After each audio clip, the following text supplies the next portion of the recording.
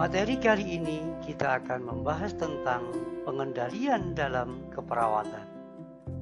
Pengendalian dalam manajemen adalah usaha sistematis untuk menetapkan standar prestasi kerja agar sesuai dengan tujuan perencanaan.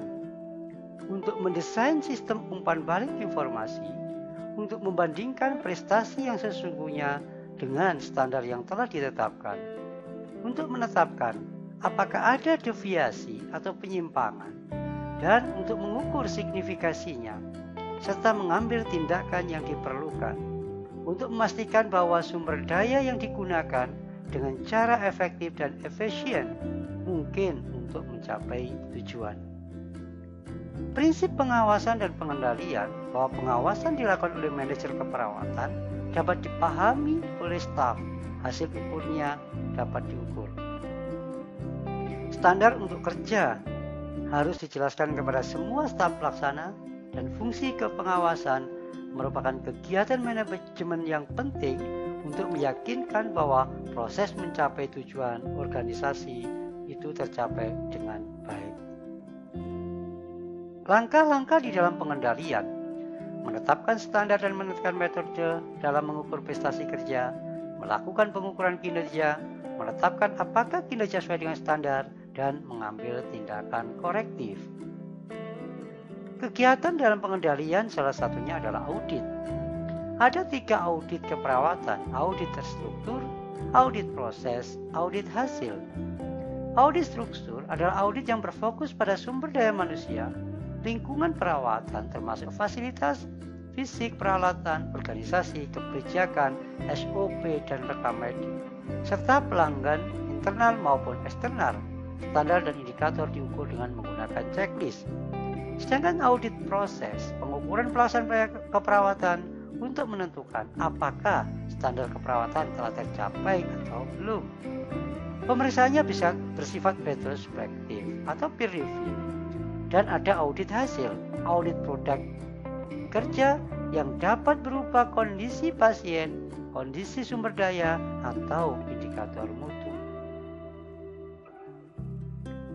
Ada beberapa indikator yang dipakai di dalam pengukuran mutu keperawatan.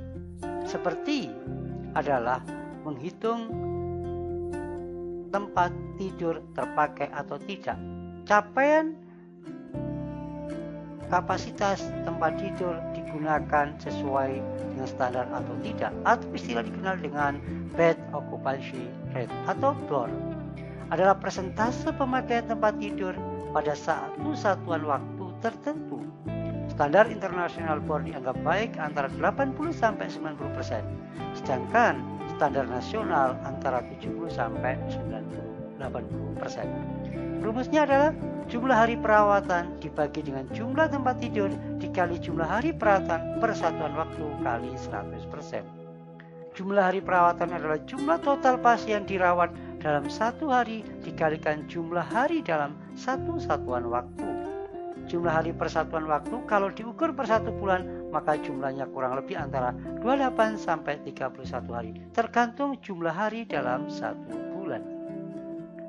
Sebagai contoh untuk menghitung bed occupancy rate, ada kasus data per bulan Januari, jumlah tempat tidur 232, kemudian jumlah pasien keluar hidup dan mati 1138, jumlah pasien keluar mati kurang dari 4828, pasien mati yang keluar mati lebih dari 48, kemudian 16, total jumlah pasien keluar mati adalah 44, kemudian jumlah total hari rawat 3794, jumlah total lama rawat 4066, jumlah hari periode bulan Januari adalah 31 hari.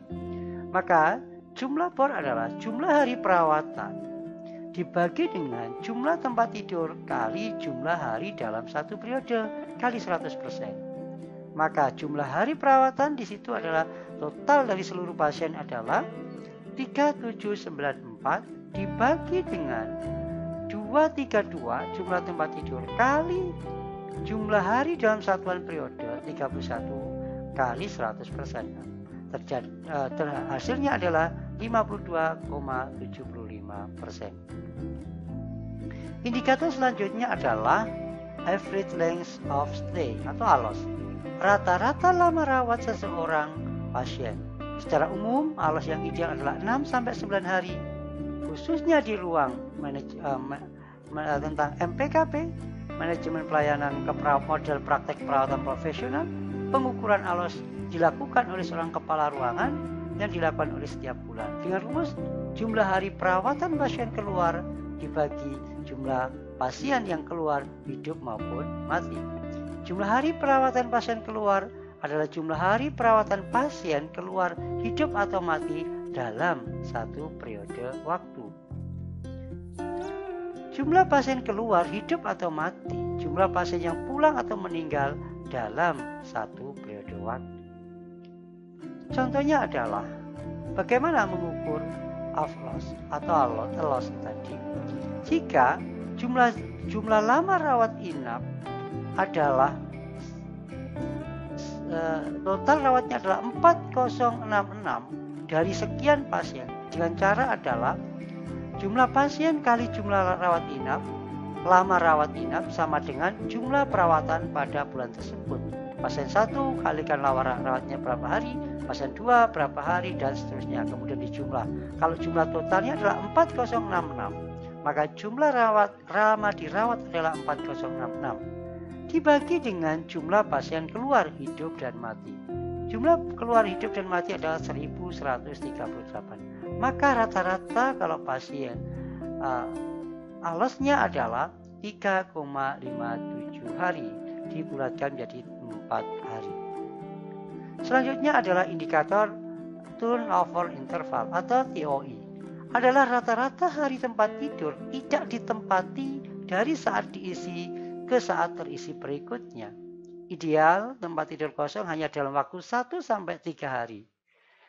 Di model praktek keperawatan profesional, pengukuran TOI ini dilakukan oleh kepala ruangan setiap bulan dengan rumus jumlah tempat tidur kali hari dikurangi hari perawatan rumah sakit dibagi dengan jumlah pasien keluar hidup dan mati. Jumlah tempat tidur adalah jumlah total kapasitas tempat tidur yang dimiliki. Hari perawatan adalah jumlah total hari perawatan pasien yang keluar hidup atau dan mati. Jumlah pasien keluar adalah jumlah pasien yang dimutasikan keluar, baik pulang, mutasi lari, ataupun meninggal. Contohnya, jika pasien dengan kapasitas tempat tidurnya adalah 233, kemudian hari perawatannya adalah 3794 totalnya, kemudian jumlah pasien keluar hidup dan mati itu adalah 1138, maka rumus TOI adalah jumlah tempat tidur dikalikan periode dikurangi hari perawatan dibagi dengan jumlah pasien keluar hidup atau mati. Jumlah tempat tidur 233 dikalikan 31 hari perawatan untuk bulan Januari dikurangi total hari perawatan 3794 dibagi jumlah pasien keluar hidup dan mati 1138, maka TOI-nya adalah 2,99 dalam kurung adalah dibulatkan menjadi 3. Selanjutnya adalah indikator mutu pelayanan keperawatan berdasarkan keselamatan pasien, patient safety, keterbatasan perawatan diri, kepuasan pasien, kecemasan, kenyamanan, dan pengetahuan. Kemudian kondisi pasien juga ditentukan. Audit dokumentasi asuhan keperawatan, survei masalah baru, kepuasan pasien dan keluarga, penilaian kemampuan pasien dan keluarga. Kemudian dilihat juga dari kondisi SDM-nya, bagaimana kepuasan tenaga kesehatannya, perawat dokternya, bagaimana penilaian kinerja perawat. Ada indikator mutu pelayanan keperawatan menurut American Nurse Association. Ada ukuran berfokus pada outcome pasien, seperti angka kematian, angka defibritus, angka pasien jatuh dengan cedera, angka restrain, ISK karena pemasangan kateter di ICU, bloodstream infection karena pemasangan kateter lain di sentral di ICU, kemudian VIP di ICU. Kemudian ada ukuran yang berfokus pada intervensi keperawat seperti konseling berhenti merokok pada kasus AMI, atau konseling berhenti merokok pada kasus gagal ginjal, gagal jantung, atau konseling berhenti merokok pada kasus pneumonia. Atau ukuran berfokus pada sistem perbandingan antara ERN, LVN, LPN, dan seterusnya.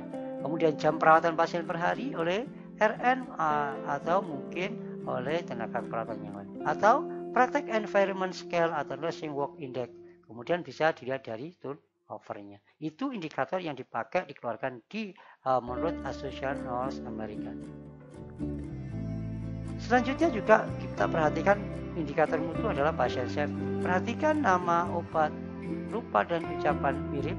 Pastikan identifikasi pasien. Komunikasi secara benar serah terima. Pastikan tindakan yang benar pada sisi tubuh pasien yang benar. Kendalikan cairan elektrolit. Pastikan akurasi pemberian obat. Hindari salah kateter. Gunakan alat injeksi setiap kali pakai. Tingkatkan kebersihan tangan untuk pencegahan infeksi nosokomial. Sekian, mohon maaf dan sampai ketemu dengan materi berikutnya.